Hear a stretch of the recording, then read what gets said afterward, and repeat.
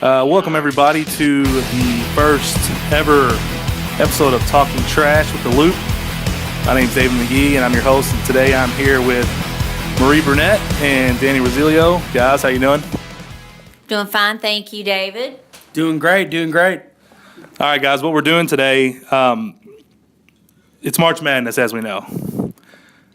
And quite frankly, we're running out of ideas of ways to score points and ways to get engaged that aren't just the same old thing over and over again. So we decided to do a podcast, the safety podcast. So what we're going to do is a couple times a week, at least once, we're going to get with other members of the outer loop in different areas like gas, operations, scale house, management, and we're going to do a quick podcast. Just kind of talk about safety, kind of talk about the goings on in your departments and things that concern you, things, ways to keep yourself safe, ways that you think you can keep the others safe. So this being the first podcast, we decided we would get with the two top dogs today. And let me go ahead and say this. To all the other sites out there we're battling, don't copy us, okay? We're innovators, we know, but at least give it one more March Madness before you just straight steal our stuff. That's all we're asking. Amen on that, brother. Yeah. So let's go ahead and just throw it out there. We have an excellent safety record. And Marie, what do you think? What can you attest to the reason that we have such a good record? I contribute our safety record to the teamwork, and not just talking about it, but walking the walk. I think that what's important to the leader or the leadership is what will be important to the folks that work with you, and it's, I think we're all on the same page, and like I said, we don't just talk about it, we actually do it. I like that answer. Yeah, we talk the talk and we walk it. Let me follow up with this question. Do you think you can beat up all the other district managers? Physically? Either way. I'm not physical, but I could out-talk them. You get in their brains. I like it. You play the head game. Danny, you guys do a great job out in the back. What do you think sets your guys apart? And we're not trying to play we're better than this side or this side, but we are. And why do you think that is? Well, keeping safety at the forefront obviously is, very, very important. I think it's important that, to lead by example. Like Marie indicated a second ago, that what's important to us will, filter down to the employees, and, they'll follow suit. I think, like I said, talking about it, leading by example, making corrections when you see things immediately, if you see somebody doing something wrong, and don't wait until it's too late. Take care of it on the spot, get it addressed, and move on. And I really think that sets the expectation for everybody when they see that, we're not willing to turn a blind eye to anything. We're going to address it. We're going to take care of it. And our responsibility is to keep our employees safe, and their responsibility is to keep themselves safe. Yeah, I agree with that. We're lucky here. We all get along really well. We all know each other pretty well. So I think in some instances, like, if you don't really know somebody, it makes you a little bit more nervous to speak up, right, and tell them they're not doing something right or whatever. But I feel like here, for example, me, I'm in the gas department, and along with Nathan and Glenn. So if they see me doing something stupid, they'll call me out, because not only am I going to hurt myself, but more than likely, if I'm doing something dumb around them, I'm putting them in danger too. So I think that definitely, like you said, we all kind of watch out for each other, and we're not afraid to call each other out when we're being unsafe. We're certainly not afraid to call each other out. No, and I would rather hurt feelings than hurt somebody. You know what I mean? So yeah, hurt feelings can be repaired. Yeah, you're still getting to go home at the end of the day with hurt Exactly feelings. right. That's exactly right. But I can turn a blind eye to something, and you could slip off a piece of equipment and bust your head open, and be out of work for a period of time, and it puts a lot of extra stress on the other employees that are here to still get the same job done with the same quality, and all that. So for me, it's worth hurting somebody's feelings. I agree, man. They'll get over it.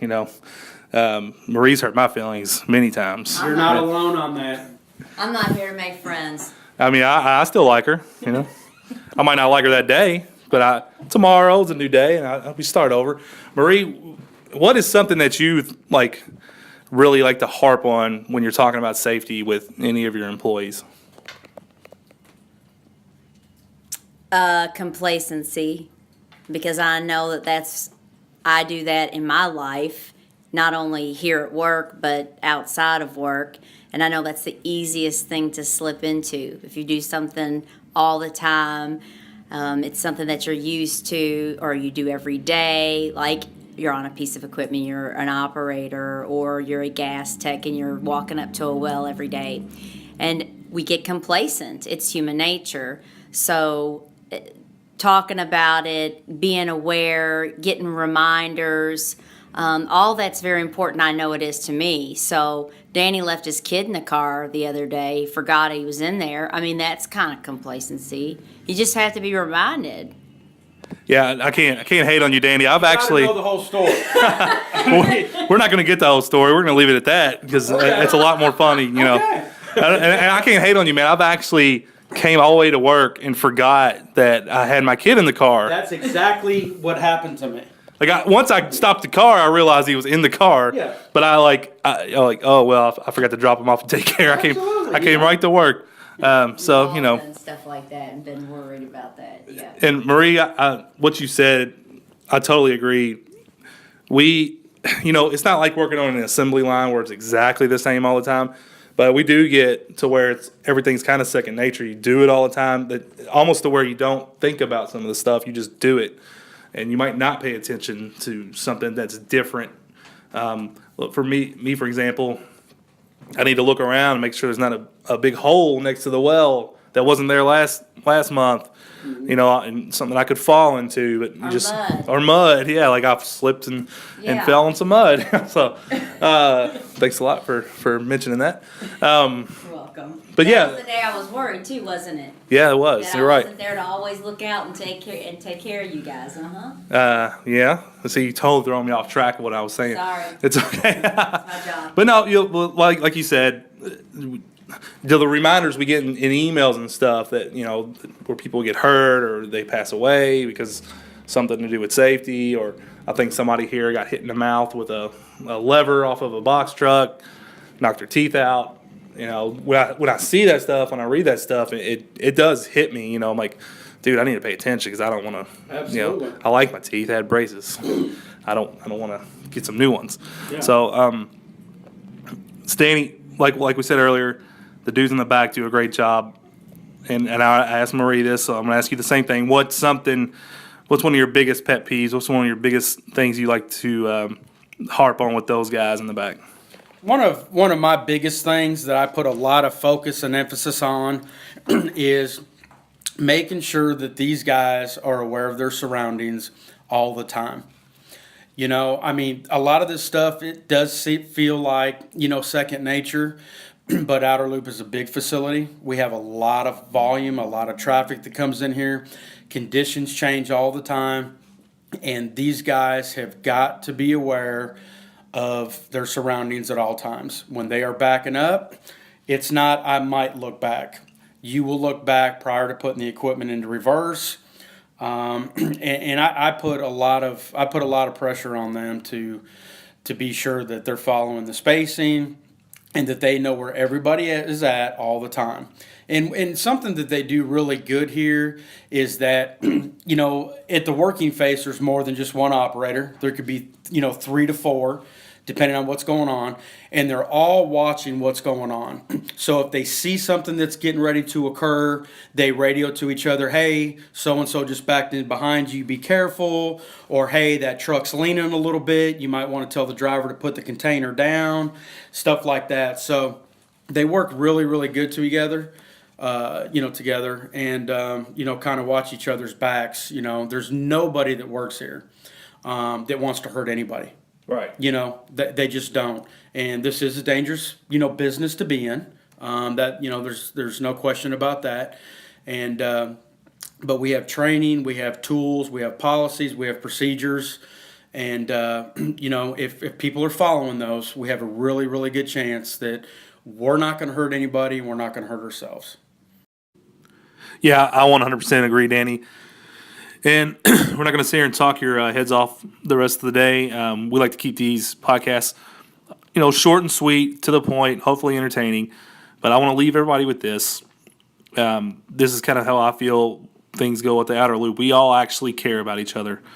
And I think that's a key to safety, is that you care about your fellow coworker next to you. You care if they go home. You care if their family gets to see them again.